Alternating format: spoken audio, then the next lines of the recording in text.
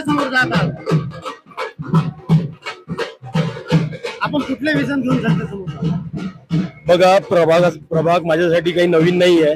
गेली तब्बल 12 वर्षापासून या प्रभागात जनसंपर्काच्या माध्यमातून मी इतके लोकांचे कामं करून टाकलेले आहे. मूलभूत सुविधा, कल्याणकारी योजना, असे वैद्यकीय शिबिर, आरोग्य शिबिर, असे भरपूर काही मी उपक्रम राबवलेले आहे. फक्त माझ्या प्रभागामध्ये सिमेंट रोड पेक्षा कोणता विकास झालेला नाहीये.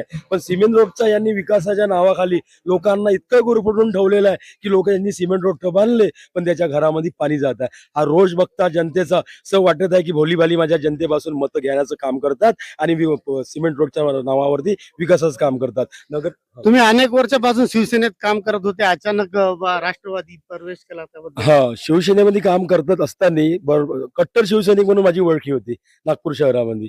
याला बंडखोरी म्हणून असं म्हणून आहे. नाही, बंडखोरी नाही आहे. कारण गेल्या काही वर्षामध्ये शिवसेनेचे नागपूरचे जे वरिष्ठ पदाधिकारी आहे यांच्यातला तालमेल जो होता त्याच्यामध्ये आमच्यासारखे स्थानिक कार्यकर्ते यांच्या तालमेलमध्ये खिसल्या जात होते, गुरफटल्या जात होते. त्या कारणास्तव विचार केला, कारण की मी स्थानिक पातळीवर लोकांचे कामं करतोय आणि ते कामं करण्यासाठी पाठबळ मिळण्यासाठी मला वरिष्ठ शिवसेनेच्या पदाधिकाऱ्याची गरज हवी होती. पण ते काहीच रिस्पॉन्स देत नव्हते. त्यांच्यात गुंफलेलं सगळं त्यांचं राजकारण होतं, त्याच्यामध्ये मी विस्कटत होतो. त्यामुळे माझ्या जनतेचं काम नव्हतं होत, म्हणून रोष आणून मी शिवसेनेला सोडून दिली पूर्णपणे. आपल्याकडे या प्रभागाची ब्ल्यूप्रिंट काय आहे?